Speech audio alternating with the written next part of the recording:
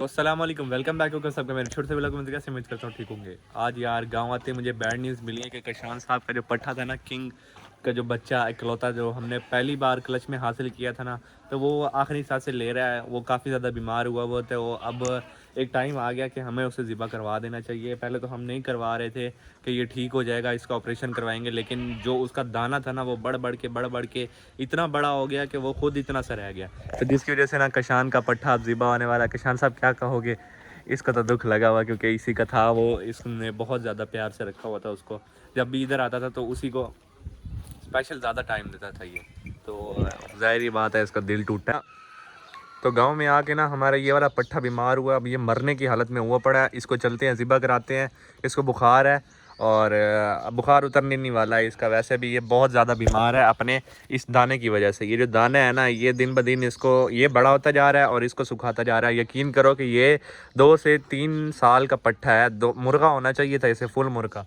जबकि इसके साथ के वो जो इसके साथ के कह रहा हूँ 7 महीने के पट्ठे वहाँ पे फिर रहे हैं, वो मैं आपको दिखाता हूँ। और ये चेक करो, ये 2 से ढाई साल का मुर्गा तकरीबन 3 साल का होने वाला होगा, लेकिन अभी तक इसकी ग्रोथ देखो। और अब ये मरने वाला हुआ पड़ा है। इसको जाके ज़िबा करा देते हैं, मजबूरी है। करवाना नहीं था इसको ज़िबा, लेकिन अब करवाना पड़ेगा।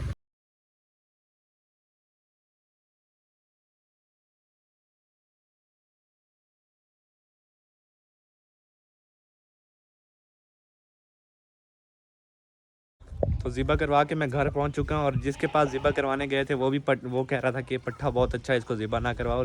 लेकिन ना उसको जब हमने उसका वो दाना दिखाया तो वो कह रहा था कि भाई अब ज़िबा करवा दो, ये ज़्यादा टाइम नहीं लेने वाला है। मैंने उसको बताया कि भाई अभी आखिरी सांसें ले रहा था, हमारे हाथों में ही मरने वाला हो गया था, जिसकी वजह से वो भी राज़ी हो गया। उसने कहा चलो भाई छुरी फेर देते हैं इसको। तू नहीं खाएगा ना?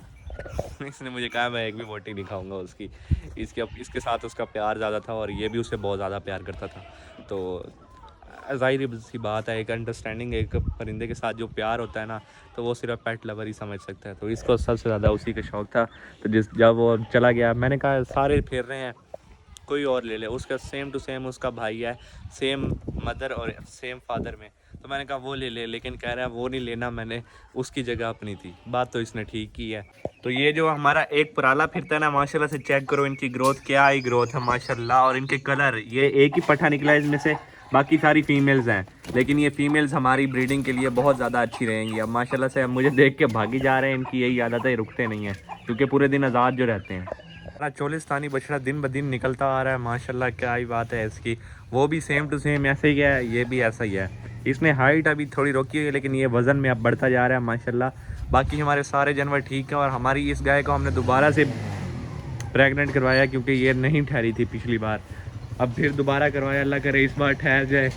बहुत दिनों के बाद मुझे ये घर नज़र आया, क्योंकि मैं इसके लिए अपनी एक फ़ीमेल लाया वहाँ से, अपने घर से। तो तभी आज ये मुझे घर नज़र आया, नहीं तो ये कभी भी घर नहीं होता, हमेशा बाहर गया हुआ होता है ना।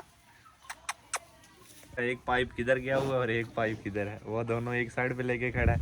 इसके तो थे ही नहीं ना पहले से। ये वाला पट्ठा भी हमारा माशाल्लाह से बहुत ही अच्छी ग्रोथ कर रहा है, और मज़ा आएगा यार। अब जो पट्ठे हमारे इकट्ठे हो रहे हैं ना, चस कराएंगे। ये पट्टी लेके आया हूँ मैं अपने मुर्गे के लिए, जो कि इससे अलग फिर रही है, क्योंकि ये नई नई आई है ना, इसे सारे मार रहे हैं यहाँ पे।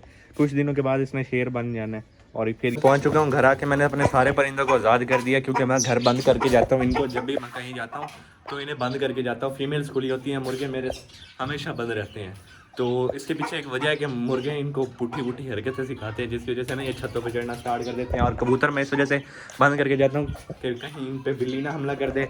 और हमेशा इनकी ईड़ खुली रहती है ना, तो यहाँ से कोई बिल्ली घुस के अंदर जो बच्चे निकले पड़े हैं उनको नुकसान ना पहुँचा दे। तो बच्चे भी निकले पड़े हैं हमारे कबूतरों के, फाइनली निकल आए हैं। मैंने पिछले व्लॉग में आपको बताया था कि बच्चे नहीं निकल रहे, तो अब निकल आए हैं। तो अगले व्लॉग में मैं आपको बताऊंगा, दिखाऊंगा। और माशाल्लाह से अभी तो एक ही बच्चा निकला है, अल्लाह करे और बच्चे निकले हैं तो फिर आपको देखने में भी मज़ा आएगा। तो हमारे बड़े मुर्गे को चंडी डली हुई है, जिसकी वजह से ना मैंने इसे कच्चे में खड़ा किया हुआ है। इन दोनों को कोई मसला नहीं है, लेकिन इसने कुरीज़ की हुई है और ये है बहुत शरारती।